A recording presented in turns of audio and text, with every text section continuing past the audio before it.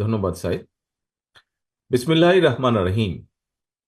সাংবাদিকদের ঐতিহ্যবাহী সংগঠন ঢাকা সাংবাদিক ইউনিয়ন ডিউজের বার্ষিক সাধারণ সভার সম্মানিত সভাপতি, উপস্থিত সাংবাদিক নেতৃবৃন্দ, উপস্থিত বিভিন্ন রাজনৈতিক দলের নেতৃবৃন্দ এবং সবাই উপস্থিত প্রিয় সাংবাদিক বন্ধুগণ ও আমন্ত্রিত অতিথিগণ, আসসালামু আলাইকুম।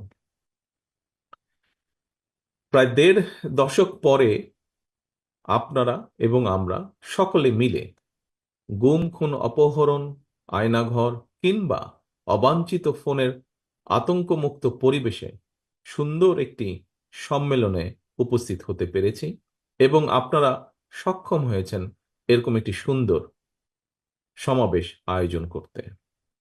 আজকের এমন একটি স্বাধীন এবং মুক্ত পরিবেশ অর্জন করতে কিন্তু হাজার হাজার ছাত্র জনতাকে শহীদি মৃত্যু বরণ করতে হয়েছে। আহত হয়েছেন অসংখ্য মানুষ। স্বৈরাচারের বিরুদ্ধে জুলাই আগস্টের গণ অভ্যুত্থানে কমপক্ষে ৬ জন সাংবাদিক শহীদ হয়েছেন। আমরা প্রত্যেকের জন্য আল্লাহর দরবারে মাগফিরাত কামনা করি। প্রিয় উপস্থিতিবৃন্দ, স্বৈরাচার বিরোধী আন্দোলনের দীর্ঘ লড়াই সংগ্রামে আমাদের সঙ্গে সক্রিয় ছিলেন এমন একজন সাংবাদিক নেতাকেও আজকের এই অনুষ্ঠানে আমি বিশেষভাবে স্মরণ করতে চাই। কিছুদিন আগে তিনি ইন্তেকাল করেছেন। তিনি সারা দেশের সকল সাংবাদিকের কাছে পরিচিত মুখ, মরহুম রুহুল আমিন গাজী। আমি আল্লাহর দরবারে আত্মার মাগফিরাত কামনা করছি। ফ্যাসিবাদী বিরোধী আন্দোলনে হতাহত সাংবাদিকদের সহায়তা করতে আমাদের যথাসম্ভব দলীয় উদ্যোগ রয়েছে। হতাহত সাংবাদিক এবং তাদের পরিবারকে সহায়তা করতে বিশেষ উদ্যোগ গ্রহণের জন্য আমি বর্তমান অন্তর্বর্তীকালীন সরকারের প্রতিও আহ্বান জানাই। একই সঙ্গে স্বৈরাচারী শাসন আমলে রাজনৈতিক কারণে যেসব সাংবাদিক চাকরি হারিয়েছেন কিংবা দীর্ঘদিন থেকে বেকার রয়েছেন, তাদেরকেও সাধ্যমতন চাকরি দেওয়ার জন্য আমি বিভিন্ন সংবাদপত্রের ব্যবস্থাপনা কর্তৃপক্ষের প্রতি আহ্বান জানাই। প্রিয় সাংবাদিক বন্ধুগণ, লেখক, সাংবাদিক, বুদ্ধিজীবীগণ একটি রাষ্ট্র ও সমাজের অন্তর্নিহিত শক্তি। কোনো কিছুর পক্ষে বা বিপক্ষে অবশ্যই তাদের সুচিন্তিত মতামত থাকতে পারে বা থাকবে অবশ্যই। তবে আমি এই মুহূর্তে এই বিষয়ে কোনো একাডেমিক আলোচনায় না গিয়ে বরং বিশেষ করে সাংবাদিক সমাজের বন্ধুদের কাছে আমার একটি ব্যক্তিগত মতামত তুলে ধরতে চাই, এবং তা হলো, সাংবাদিকতায় মনে হয় বস্তুনিষ্ঠতা বজায় রাখা অনেক বেশি গুরুত্বপূর্ণ। বিগত পলাতক স্বৈরাচারের সময় আমরা দেখেছি গণমাধ্যমের প্রতিটি শাখায় অধিকাংশ ক্ষেত্রেই বস্তুনিষ্ঠতা প্রায় হারিয়ে গিয়েছিল। লেখক, সাংবাদিক, বুদ্ধিজীবী কিংবা যে কোনো মানুষের মধ্যেই যে কোনো বিষয়, যে কোনো ইস্যুতে দ্বিমত, ভিন্নমত থাকতেই পারে, এবং এটি গণতান্ত্রিক সংস্কৃতির সৌন্দর্য। তবে ভিন্ন মত অথবা ভিন্ন দ্বিমতকে শত্রুতা কিংবা নির্লজ্জ দলাদলিতে পরিণত করলে কি পরিণতি হতে পারে, গত ১.৫ দশকে দেশের জনগণ এটি হাড়ে হাড়ে টের পেয়েছেন। পলাতক স্বৈরাচারের সঙ্গে সঙ্গে তার অবৈধ মন্ত্রী, এমপি, বুদ্ধিজীবী বা বিচারপতি, বায়তুল মোকাররমের খতিব, প্রেস ক্লাবের সভাপতি, সম্পাদক কিংবা কতিপয় সাংবাদিকের পলায়নের মধ্যে দিয়ে আবারও প্রমাণিত হয়েছে অবৈধ রাষ্ট্রশক্তি নয়, বরং শেষ পর্যন্ত জনগণের রায়ই কিন্তু চূড়ান্ত। প্রিয় উপস্থিতিবৃন্দ, ১৯৭৫ সালের ৭ই নভেম্বরের আগের স্বাধীনতা উত্তর বাংলাদেশ কিংবা ২০২৪ সালের ৫ই আগস্টের আগের ১.৫ দশকের বাংলাদেশ বর্তমান প্রজন্মকে দেখিয়ে দিয়েছে যে আওয়ামী লীগ স্বাধীনতা একসাথে যায় না। আওয়ামী লীগ আর গণতন্ত্র একে অপরের শত্রু। অপরদিকে বিএনপির কাছে গণতন্ত্র, বাক, ব্যক্তি আর স্বাধীনতার, সংবাদপত্রের স্বাধীনতা নিরাপদ।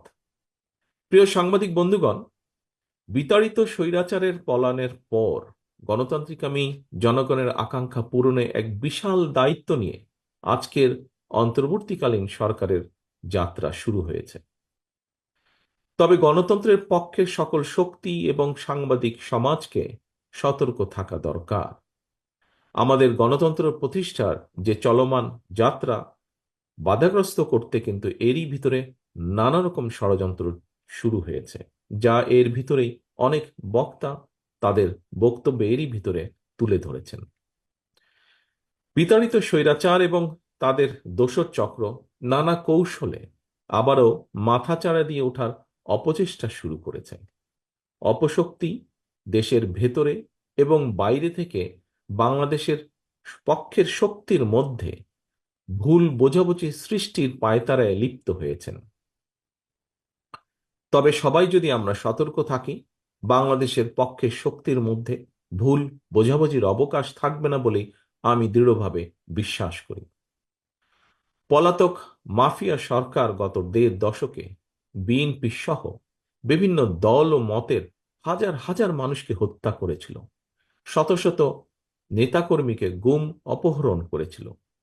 বিএনপির ৫০ লক্ষেরও বেশি নেতাকর্মীর বিরুদ্ধে প্রায় ১.৫ লক্ষ মামলা দিয়েছিল।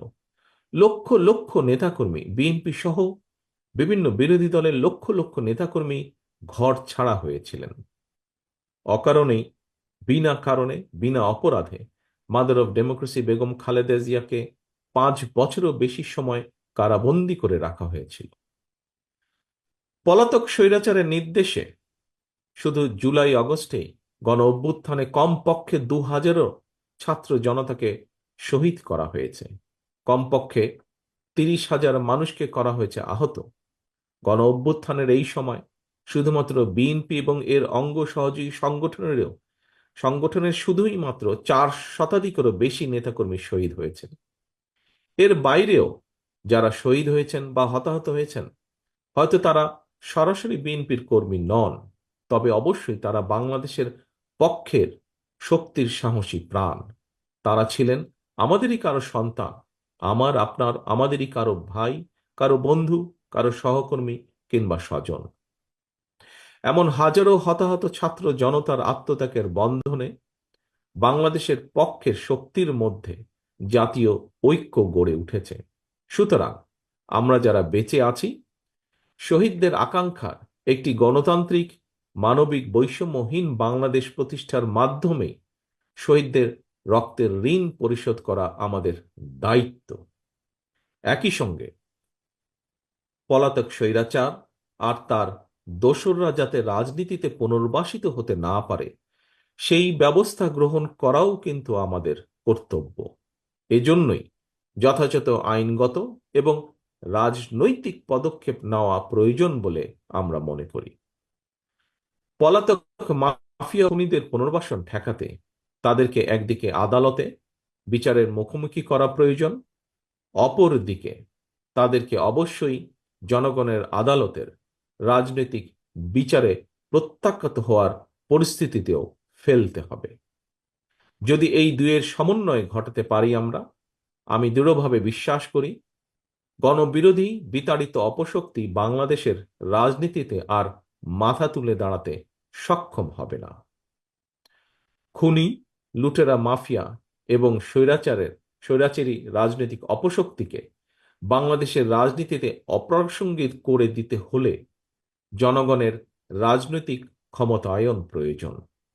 ভোটের অধিকার প্রয়োগের সুযোগ পেলেই জনগণ তাদের রাজনৈতিক ক্ষমতা প্রয়োগ করে গণহত্যাকারী, খুনি, লুটেরা, পলাতক স্বৈরাচার এবং তাদের দোসরদেরকে রাজনীতির মাঠ থেকে বিদায় করে দিতে সক্ষম হবে।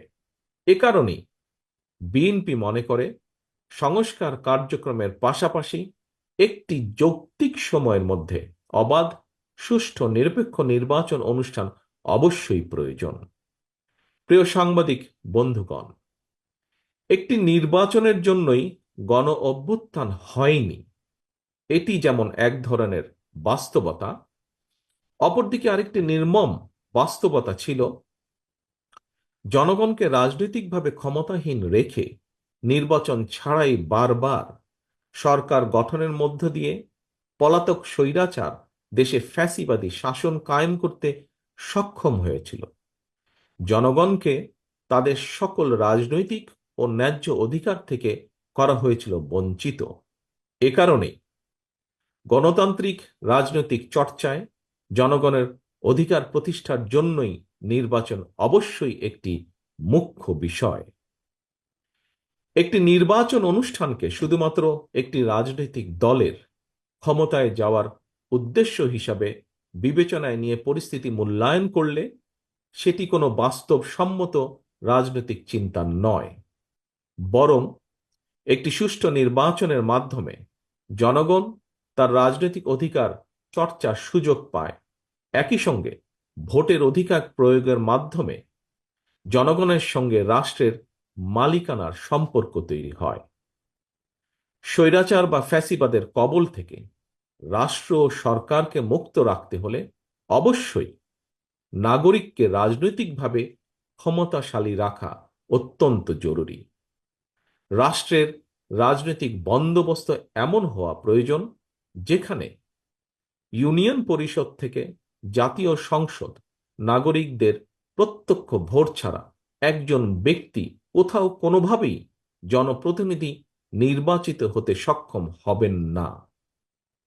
এভাবেই সর্বস্তরে ভোটের মাধ্যমে জনপ্রতিনিধি নির্বাচন চর্চার মাধ্যমে রাষ্ট্র এবং সমাজে জনগণের রাজনৈতিক ক্ষমতায়ন নিশ্চিত হবে। রাষ্ট্রে জনগণের রাজনৈতিক ক্ষমতায়ন নিশ্চিত থাকলেই কোনো ক্ষমতাসীন সরকারই ভোট ছাড়া রাষ্ট্র ক্ষমতা দখলে রাখার ফ্যাসিবাদী মানসিকতা তৈরি হওয়া থেকে দূরে থাকবে। ক্ষমতাসীনদেরকে জনগণের কাছে যত বেশি দায়বদ্ধ থাকা এবং দায়বদ্ধ রাখা যাবে, দেশের রাজনৈতিক সংস্কৃতিও তত বেশি সমৃদ্ধ, শক্তিশালী এবং কার্যকর থাকবে। একটি জবাবদিহিমূলক গণতান্ত্রিক সরকারে জনগণ এবং নাগরিকের মধ্যে সেতু বন্ধন হচ্ছে সংসদ। নাগরিকদের কাছে জবাবদিহিতার নিশ্চিত করার একমাত্র উপায়। প্রিয় সাংবাদিক বন্ধুগণ, রাষ্ট্রপতি, প্রধানমন্ত্রী কিংবা রাজনৈতিক নেতা, শ্রমজীবী, কর্মজীবী অথবা চাকরিজীবী, বেকার কিংবা উদ্যোক্তা, বাড়িওয়ালা কিংবা ভাড়াটিয়া, মুসলমান কিংবা হিন্দু, প্রতিটি নাগরিকের জন্যই আমাদের সংবিধানে একটি বৈষম্যহীন অধিকার রয়েছে। এবং কি সেটি? সেটি হলো ভোটের অধিকার। যদিও বৈষম্যহীন সেই ভোটের অধিকার প্রয়োগের কোনো নিশ্চয়তা নেই, আমার কাছে মনে হয় বৈষম্যহীন বাংলাদেশ গড়তে প্রতিটি নাগরিকের একটি বৈষম্যহীন অধিকার প্রয়োগে অধিকার নিশ্চিত থাকা অত্যন্ত জরুরি। প্রতিটি নাগরিকের জীবনে একমাত্র বৈষম্যহীন অধিকার তথা ভোটের অধিকার প্রয়োগের মাধ্যমেই নাগরিকেরা যার যার পছন্দের প্রতিনিধি নির্বাচন কিংবা অপছন্দের প্রতিনিধিকে প্রত্যাখ্যান করার সুযোগ তৈরি হবে। অন্তর্বর্তীকালীন সরকার ইতিমধ্যেই নির্বাচন কমিশন পুনর্গঠন করেছে। জনগণের ভোটের নির্বাচিত প্রতিনিধিদের দ্বারা একটি জনপ্রতিনিধিশীল সংসদ ও সরকার গঠনের লক্ষ্যে এটি একটি গুরুত্বপূর্ণ ধাপ বলে আমরা মনে করি। প্রিয় সাংবাদিক বন্ধুগণ, রাষ্ট্র, সরকার এবং রাজনীতির বিদ্যমান অবস্থা ব্যবস্থা সংস্কারের লক্ষ্যে 2022 সালে বিএনপি প্রথম 27 দফা সংস্কার প্রস্তাব উপস্থাপন করেছিল। পরবর্তী সময়ে বাংলাদেশের পক্ষের গণতান্ত্রিক রাজনৈতিক দলগুলোর সঙ্গে মত বিনিময় শেষে 2023 সালে 31 দফা সংস্কার উপস্থাপন করেছে বিএনপি। বিএনপির উপস্থাপিত সংস্কার প্রস্তাবে গণমাধ্যমের স্বাধীনতা নিশ্চিত করার লক্ষ্যে সুপ্রিম কোর্টের সাবেক বিচারপতি, অভিজ্ঞ মিডিয়া ব্যক্তিদের নিয়ে একটি মিডিয়া কমিশন গঠনের কথা বলা হয়েছে। আপনারা দেখেছেন বর্তমান অন্তর্বর্তীকালীন সরকারও গণমাধ্যমে সংস্কার কমিশন গঠন করেছে। সুতরাং সংস্কার কার্যক্রম নিয়ে অন্তর্বর্তীকালীন সরকারের সঙ্গে বিএনপির কোনো বিরোধ নেই। সংস্কার আগে নাকি নির্বাচন আগে, যারা এ ধরনের প্রশ্ন তুলে জনমনে বিভ্রান্তি সৃষ্টির অপচেষ্টায় লিপ্ত হয়েছেন, তাদের উদ্দেশ্য কিন্তু ভিন্ন। বিএনপি মনে করে সংস্কার কার্যক্রম এটি কোনো শেষ হওয়ার বিষয় নয়। একজন সংস্কার কার্যক্রম শুরু করলে আরেকজন প্রয়োজনীয় সংস্কার এগিয়ে নিয়ে যায়, কারণ সংস্কার একটি চলমান প্রক্রিয়া। তবে সরকারে কিংবা সরকারের বাইরে আমাদের প্রত্যেকের মনে রাখা দরকার, গণতান্ত্রিক রাজনৈতিক সংস্কৃতির গুণগত উত্তরণ ছাড়া পুঁথিগত সংস্কার অনেকটাই অকার্যকর। সংস্কার কার্যক্রমকে কার্যকর করতে চাইলে সবার আগে জনগণের নিত্য দিনের দুর্দশা লাঘবের ব্যবস্থা করা দরকার। জনগণের নিত্য প্রয়োজনীয় সরবরাহ নিশ্চিত করা না গেলে সংস্কার কার্যক্রমের কাঙ্ক্ষিত সুফল পাওয়া যাবে না। প্রিয় সাংবাদিক বন্ধুগণ, আমরা এমন একটি রাষ্ট্র ও সমাজ বিনির্মাণের লক্ষ্যে কাজ করছি যেখানে সাগররুণীদের বিচারের ব্যাপারে রাষ্ট্র উদাসীন থাকবে না। নিশ্চিত থাকবে মানুষের বাক ও ব্যক্তি স্বাধীনতা। এই লক্ষ্য অর্জনে আপনাদের সকলের সহযোগিতা চাই। পরিশেষে ঢাকা সাংবাদিক ইউনিয়নের সম্মেলনের সফলতা কামনা করে এবং আমাকে এখানে আমন্ত্রণ জানানোর জন্য আপনাদের সকলকে আন্তরিকভাবে ধন্যবাদ দিয়ে আমার বক্তব্য শেষ করছি। আল্লাহ হাফেজ। বাংলাদেশ জিন্দাবাদ। বাংলাদেশ জাতীয়তাবাদী দল জিন্দাবাদ।